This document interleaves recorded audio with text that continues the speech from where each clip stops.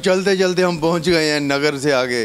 Floor आए थे जहां पर लोगों के पब्लिक व्यू करने के लिए, तो थोड़ा सा हम आगे निकल आए हैं तो जहां पर हमने देखा कि जब बबलू पंचतारा जो जहां पर ढाबा बना हुआ है, तो जहां पर हर तरह का चिकन मिलता है।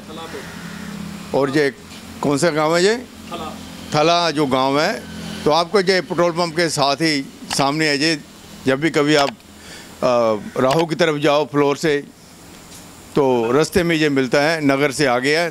ध्यान रखना जब शाम का वक्त हो तो नॉन वेज बिल्कुल ये ऐसा बनाते हैं कि अब कभी आपने खाया नहीं होगा।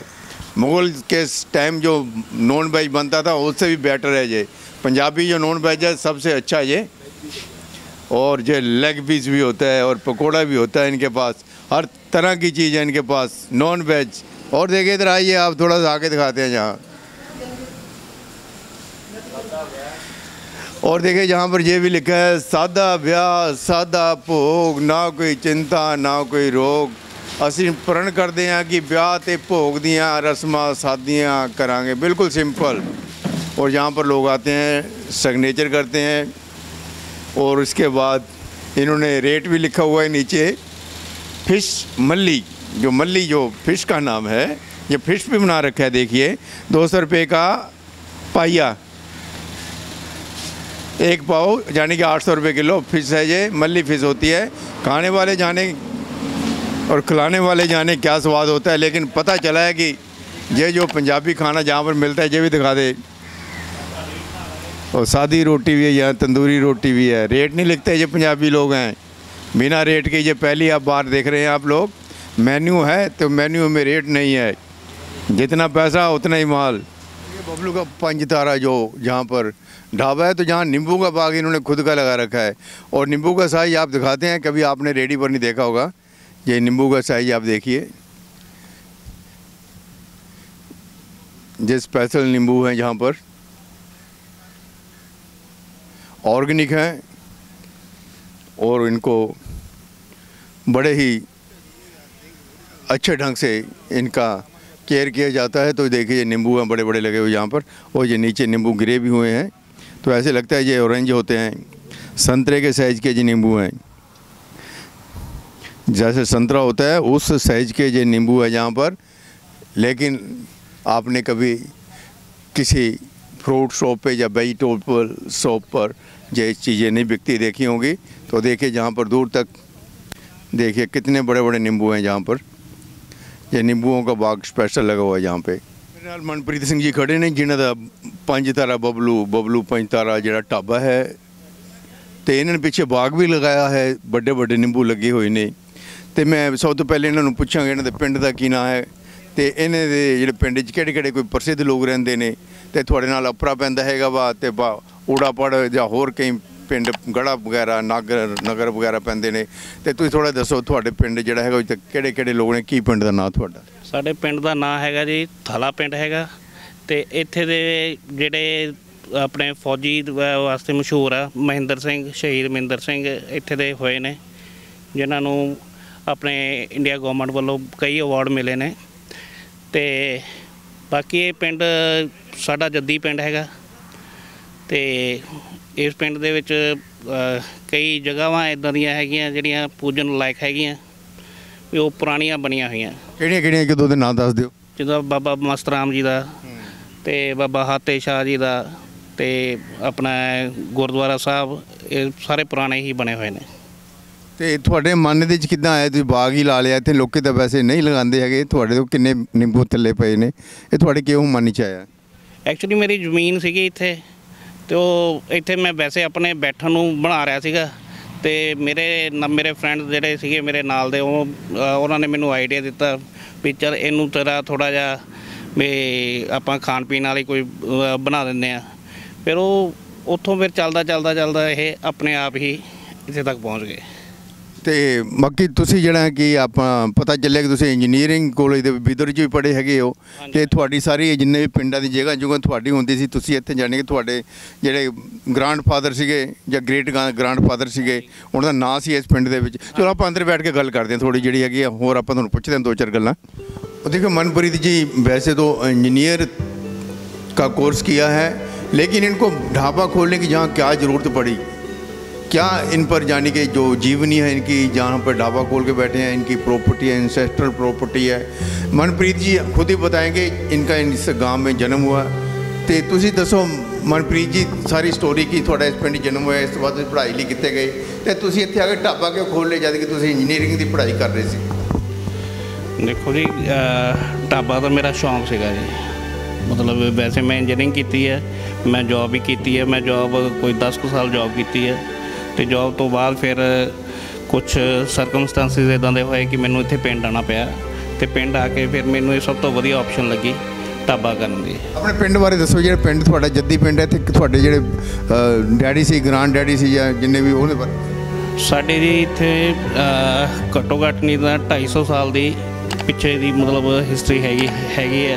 तो सरदार महा सिंह जिहड़े सीगे उन्हां ने ये पिंड मतलब बनाया सीगा, तो उन्होंने कई नाम तो हम कई झुग्गियां महा सिंह की गढ़ी इदा करके कई भी उन्होंने अपने पिंड से।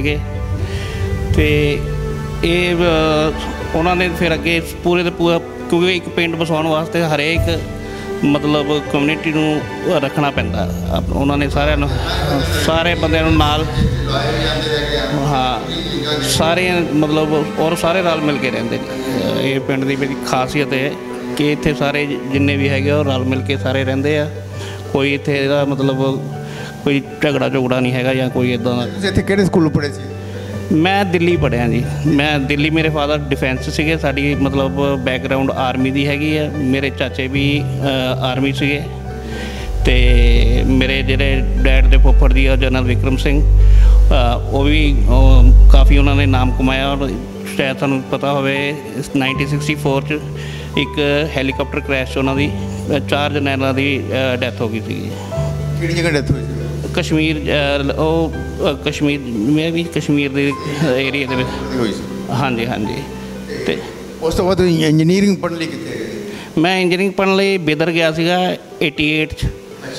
ते 88 दे विच फिर बिदर, वैसे तो मैं दिल्ली रहन करके 84 का संताप भी हंडाया।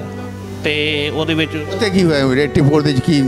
84 ਚ ਉੱਥੇ ਹਿੰਦੂ ਸਿੱਖ ਰਾਈਟਸ ਹੋਏ ਸੀਗੇ, ਤੇ ਮਤਲਬ ਸਾਡੇ ਸਾਹਮਣੇ ਕਈ ਲੋਕਾਂ ਨੂੰ ਮਤਲਬ ਉੱਥੇ ਜਲਾਏ, ਘਰ ਜਲਾਏ। ਮੈਂ ਆਪਣੀ ਛੋਟਾ ਹੁੰਦਾ ਸੀਗਾ, ਮੇਰਾ ਖਿਆਲ ਆ ਕਿ 8th ਜਾਂ 9th ਦੇ ਵਿੱਚ ਸੀਗਾ ਮੈਂ ਉਸ ਵੇਲੇ, ਤੇ ਮੈਂ ਆਪਣੀ ਅੱਖਾਂ ਨਾਲ ਸਾਰਾ ਉਹ ਦੇਖਿਆ। ਫਿਰ ਮੈਂ ਉੱਥੇ ਆਪਣਾ ਬਿਦਰ ਗਿਆ, ਬਿਦਰ ਦੇ ਗੁਰੂ ਨਾਨਕ ਦੇਵ ਇੰਜੀਨੀਅਰਿੰਗ ਕਾਲਜ ਸੀਗਾ। ਉੱਥੇ ਫਿਰ ਕੀ ਕਹਿੰਦੇ, ਉੱਥੇ ਵੀ ਉੱਥੇ ਸਾਡੇ ਸਟੂਡੈਂਟ ਵਰਸਸ ਲੋਕਲ ਰਾਈਟਸ ਹੋਏ ਸੀਗੇ। ਉਹ ਸਟੂਡੈਂਟਸ ਉੱਤੇ ਹਿੰਦੂ ਵੀ ਸੀਗੇ, ਪੰਜਾਬੀ ਵਰਸਸ ਜਿੱਦਾਂ ਹੋ ਜਾਂਦਾ ਨਾ ਇੱਕ ਏਰੀਆ ਦਾ।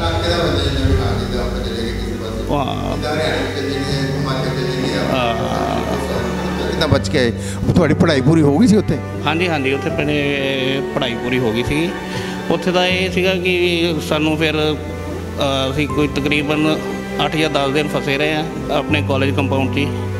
ਫਿਰ ਉਸ ਤੋਂ ਬਾਅਦ ਆਰਮੀ ਨੇ ਆ ਕੇ ਸਾਨੂੰ ਫਿਰ ਬਚਾਇਆ, ਬਾਹਰ ਕੱਢਿਆ। ਉਸ ਤੋਂ ਬਾਅਦ ਫਿਰ ਤੁਸੀਂ ਕਿੱਥੇ ਕੰਮ ਕੀਤਾ? ਕਹਿੰਦੇ 8-10 ਸਾਲ ਮੈਂ ਇੰਜੀਨੀਅਰਿੰਗ ਦੀ ਸਰਵਿਸ ਵੀ ਕੀਤੀ। ਮੈਂ ਆਪਣੇ ਲਹਿਰਾ ਮੁਹੱਬਤ ਬਠਿੰਡੇ, ਫਿਰ ਮੈਂ ਇੱਕ ਵਾਇਰਲੈਸ ਕੰਪਨੀ ਸੀਗੀ, ਆਪਣੀ ਵਾਇਰਲੈਸ ਕੰਪਨੀ ਇੱਥੇ ਯਸ਼ੂ ਕੰਪਨੀ ਸੀ, ਉਸ ਕੰਪਨੀ ਦੇ ਵਿੱਚ ਕੰਮ ਕੀਤਾ ਜੀ। ਇੰਜੀਨੀਅਰਿੰਗ ਕਿਹੜੇ ਸਬਜੈਕਟ 'ਚ ਕੀਤੀ ਸੀ? ਮੈਂ ਇਲੈਕਟ੍ਰੀਕਲ ਦੀ ਕੀਤੀ ਸੀ ਜੀ। ਤੇ ਉਸ ਤੋਂ ਬਾਅਦ ਫਿਰ ਤੁਹਾਡੀ ਮੈਰਿਜ ਹੋਈ ਤੇ ਕਿੰਨੇ ਬੱਚੇ? ਮੇਰਾ ਇੱਕ ਬੇਟਾ ਜੀ, ਉਹ PAU 'ਚ ਪੜ੍ਹਦਾ, ਫੂਡ ਟੈਕਨੋਲੋਜੀ ਕਰ ਰਿਹਾ, ਤੇ ਇੱਕ ਭਰਾ ਮੇਰਾ। ਹਾਂ, ਰਹਿੰਦੇ ਤੁਸੀਂ ਤੇ ਰਿਹਾਇਸ਼ ਪਿੰਡ ਦੇ? ਹਾਂਜੀ, ਰਿਹਾਇਸ਼ ਪਿੰਡ 'ਚ ਜੀ। ਜਦੋਂ ਤੁਸੀਂ ਢਾਬਾ ਖੋਲ੍ਹਿਆ ਕਿ ਢਾਬੇ ਦੇ ਵਿੱਚ ਤੁਹਾਡੇ ਜਿਹੜਾ ਵੀ ਇੱਥੇ ਕਿਹੜੀ ਜਗ੍ਹਾ ਤੋਂ ਲੋਕ ਤੁਹਾਡੇ ਕੱਪੜੇ ਤੋਂ, ਨਗਰ ਤੋਂ, ਮਾਚੀਵਾੜੇ ਤੋਂ, ਕਿੱਥੋਂ ਲੋਕ ਖਾਣ ਆਉਂਦੇ ਨੇ? ਮੇਰੇ ਤੋਂ ਇੱਥੋਂ ਸਪੈਸ਼ਲ ਲੁਧਿਆਣੇ ਤੋਂ ਵੀ ਆਉਂਦੇ ਜੀ।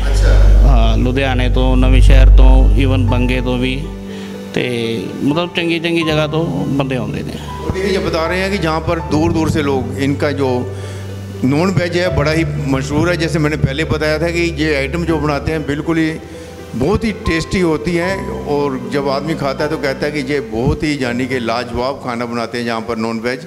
तो ये बता रहे हैं कि इंजीनियरिंग है, इन्होंने इंजीनियरिंग की नौकरी भी की। बिदर में ये इंजीनियरिंग कॉलेज में पढ़कर आए, दिल्ली में दंगे हुए तब वहाँ से निकल के ये पढ़ने के लिए इनके पेरेंट्स ने वहाँ भेज दिया। बैकग्राउंड इनकी आर्मी की है। और ये जो महा सिंह ये बता रहे हैं, ये इनका जो गांव है जहाँ पर 250 साल पहले सारे गांव इन्होंने बसाए थे। तो उस समय जाने के कहने का मतलब ये वो उस समय भी सेनापति या फिर रोबदार आदमी थे 250 साल पहले भी, और आज ये जहाँ पर ये ढाबा चला रहे हैं जो हमने अभी दिखाया। तो और ਤੁਸੀਂ ਥੋੜਾ ਜਿਹੜੀ ਚੀਜ਼ਾਂ ਬਣਾਉਂਦੇ ਹੋ ਇੱਥੇ ਕਿਹੜੀ ਆਈਟਮ ਤੁਹਾਡੀ ਮਸ਼ਹੂਰ ਹੈਗੀ ਹੈ? ਸਾਡੇ ਇੱਥੇ ਤਰੀ ਵਾਲਾ ਚਿਕਨ ਮਸ਼ਹੂਰ ਹੈ ਜੀ, ਉਹਦੇ ਹੋਮਮੇਡ ਬਣਦਾ ਆ। ਉਹ ਬਿਲਕੁਲ ਐਂ ਲੱਗਦਾ ਵੀ ਜਿਵੇਂ ਤੁਸੀਂ ਘਰੇ ਬਣਾਇਆ ਹੈ। ਮਤਲਬ ਇਹ ਨਹੀਂ ਹੈ ਵੀ ਉਹਦੇ ਵਿੱਚ ਕੋਈ ਮਸਾਲੇ ਨਹੀਂ ਜ਼ਿਆਦਾ ਯੂਜ਼ ਕਰਦੇ, ਗਰਮ ਮਸਾਲੇ ਨਹੀਂ ਜ਼ਿਆਦਾ ਯੂਜ਼ ਕਰਦੇ। ਅਤੇ ਬਾਕੀ ਮੇਰਾ ਮੇਨ ਇਹੀ ਹੁੰਦਾ ਕਿ ਲੋਕਾਂ ਨੂੰ ਵਧੀਆ ਖਵਾਇਆ ਜਾਵੇ ਅਤੇ ਵਧੀਆ ਕੁਆਲਿਟੀ ਦਿੱਤੀ ਜਾਵੇ। देखिए नाम चाहते हैं कि मेरा नाम जो है चिकन वाला जो होता है, जो चिकन बनता है वो तरी वाला होता है, इनका ग्रेवी जिसको बोल देते हैं। लोग दूर दूर से खाने के लिए आते हैं। आपका कभी चक्कर लगे फ्लोर से राहो की तरफ जा रहे हैं, आप नगर में आए हैं तो नगर से थोड़ा सा आगे आ जाओ तो आपको यहाँ पर छोटा सा ढाबा है, कोई ज़्यादा बड़ा नहीं दिखाई देगा, लेकिन खाना जो है सबसे बढ़िया है इनका। तो धन्यवाद मनप्रीत सिंह जी। वेज भी? हाँ जी वेज। अच्छा, और देखिए नॉन वेज तो वेज भी ਤੁਸੀਂ ਬਣਾਉਂਦੇ ਵੈਜ ਖਾਣਾ? ਹਾਂਜੀ ਵੈਜ ਵੀ ਬਹੁਤ ਸਾਡਾ।